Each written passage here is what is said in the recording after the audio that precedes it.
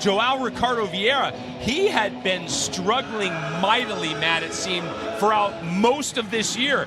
But surprisingly, Joao now has put some good events together. He's ridden 8 of his last 11. Surprisingly to who, Craig? Because this is a guy that 5 different seasons, 5 consecutive years, he was top 5 in the world. This guy, he's just 34 years of age. He's been around for so long that we start to think, okay, he's closing in on the end of his career. But we know the Brazilians might last till they're like 50, 55, 56, who knows? Look at what Valdeirão's doing. Joao is going to be one of those guys that's going to be around a long time. Well, to Craig's point, though, you can see where it kind of started going downhill. After those years, he also ended up 12th, and then, now, not in the mix at all where he usually is. So that's the biggest thing for him, but this guy's always been a sleeper in my mind. He's been a top 5 bull rider. He could be there again.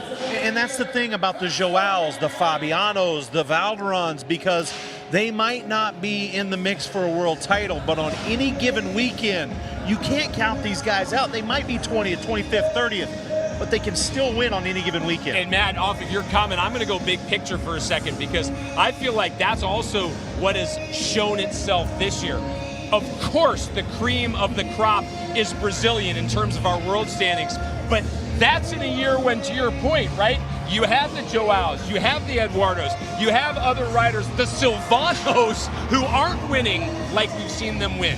Yeah, it's almost like a little bit of a changing of the guard. You talk about these guys and the resumes that they've built and the superstars that we've gotten used to seeing there.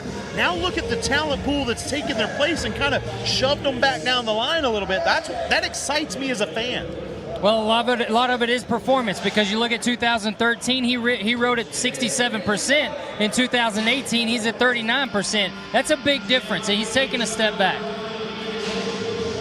You cannot argue with that stat you just threw out there, Colby. If you ride more bulls than the next guy, chances are you're going to be higher in the standings. This is only the 2nd rider we've seen put on the clock. It does not happen very often to Joao, and now it becomes a problem, right, Matt? He's down to 15 seconds, and he's going to start fussing with that rope. And now he's trying to make those minor adjustments without taking his hand out of that rope, because he doesn't have time to repull. He doesn't have time to resituate. He's got 5 seconds. It's going to be over, guys.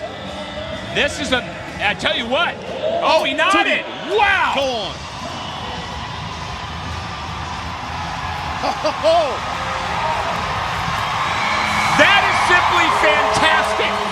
We have never seen somebody nod under a second and make a qualified ride. And I absolutely love it. I have completely transformed into 100% fan mode, because every odd was stacked against him. I even said it's over. He's going to get a disqualification, and that quickly he nods and gets a ride. It shows you how determined this guy is. That's so exciting to see. When you nod like that and you know this bull's not standing correct, you're not going to get the start you want. He knew that, but he knew that he was down to 1 second. He had to take his chance, and he makes it work. That was big time in your face.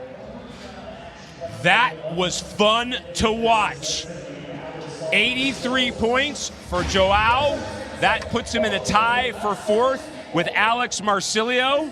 And we now get a chance to check in with a re-ride opportunity.